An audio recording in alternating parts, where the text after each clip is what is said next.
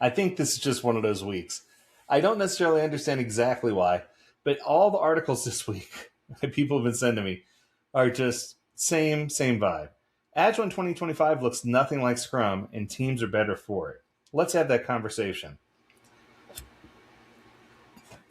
The delay. It cost us 42,000 failed checkout attempts and a week of executive explanations. Nothing was broken in the code. The failure was procedural. The fix was ready. The sprint boundary said no. That was the moment we stopped pretending Scrum was helping us ship. The truth is, Scrum is designed to help us, but on paper, when everything was correct, 2-week sprints, clearly defined backlog, well-defined stories, a committed sprint goal, the release candidate was done on Wednesday. QA signed off on Thursday morning. The rollback was approved. But production traffic does not care about sprint ceremonies. A pricing bug surfaced Thursday afternoon. The fix was a 4-line change. It sat in a branch for 2 days because it was not in scope, and by the time it shipped, the damage was already done. This is why Agile hurts differently in 2026. Let's have this conversation. Expectations of people in 2026 far outweigh the predecessors. And what I mean by that is with the introduction of AI assisted help in doing all these different things, we're finding that organizations are leaning in so hard on AI, as we had our discussion with Mike Cohn, that collaboration is slipping by the wayside and people aren't doing the right levels of commitment when it comes to what they're actually doing. Users are expecting continuous correctness. Executives expect a daily signal. Infra failures cascade in minutes, not in iterations. And when process introduces latency larger than the bug itself, the process becomes the actual risk. This all happens because we're focusing on Scrum as an Agile delivery framework. Scrum works beautifully in a stable domain. Clear requirements, predictable change, bounded teams, low coupling. That's why it became the default for many organizations. Production systems in 2026 look nothing like that. We ship behind feature flags. We deploy multiple times per day. Incidents trigger design changes. Observability feels like roadmap decisions. The work arrives asynchronously and expires quickly. The sprint model assumes work is batchable. Production work is not. The moment you operate at scale, sprint commitments compete with incident response, revenue impacting fees or fixes, infrastructure regressions, regulatory changes. Scrum doesn't fail because teams are undisciplined. It fails because it encodes a fixed cadence into a variable environment. The symptom is subtle at first. Stories start to roll over. High fixes feel disruptive. Planning becomes defensive.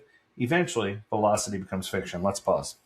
This has more to do with understanding and discipline and has to do with any of the things you're describing.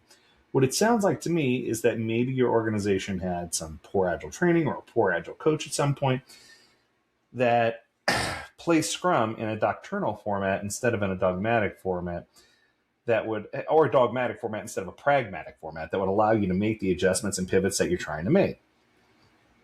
And the patterns that you're describing are the symptom of not honoring WIP limits, not honoring work in progress limits, and they're also symptoms of not understanding how to govern Scrum better in the organization. So if you're following Scrum correctly, it should feel more like a Scrum bond approach, especially today. And AI should be clearly integrated in, and organizations and developers should be focused more on quality management and integration, which would solve all of these problems. It just feels like to me that you're not focused on the right things. And organizations are starting to face problems where sprint commitments create artificial scarcity. Teams delayed high signal work because it wasn't planned. Urgent fixes were treated as scope violations. Change, we remove sprint goals. That's not going to solve the problem. Working under a single prioritized queue, engineers pulled the next item when capacity freed up, priority was reevaluated, so you went Kanban. No sprint boundaries, no rollover, no commitment theater. The result, medium lead time dropped from 9.4 days to 2.1 days. P99 lead time dropped from 27 days to 6 days. Emergency fixes shipped same day without escalation. Trade-off, forecasting became problematic, not deterministic. Stakeholders had to learn ranges instead of dates. Yeah, there's so many things wrong with this. And gosh, I'm just reading all these. Work shaped by failure, not epics. Large epics hid risk. Teams delivered entire business features before discovering performance and usability errors.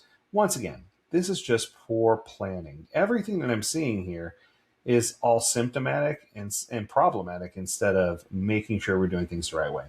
So I guess instead of finishing the article or discussing who the author is, I'm just going to stop here and say this. The disappointment that I'm facing right now is more because so many people are applying Agile incorrectly and applying Scrum incorrectly due to misunderstandings and misalignments that have happened in the past. And with AI pushing so hard right now, speeding things up, it's causing us to speed up the frequency of the errors and speed up the inconsistency and speed up the lack of communication. And this is causing bigger and bigger problems. So I don't know that Agile is the problem or that Agile is broken. I think, in fact, if anything, Agile has amplified and showed us that these problems are systemic and they've been there all along, but now they're amplified so that we can see them actually happening, which is incredible. And it doesn't necessarily mean, I want to be careful, slow down or stop. What it means is we need to pivot and adjust how we're approaching work.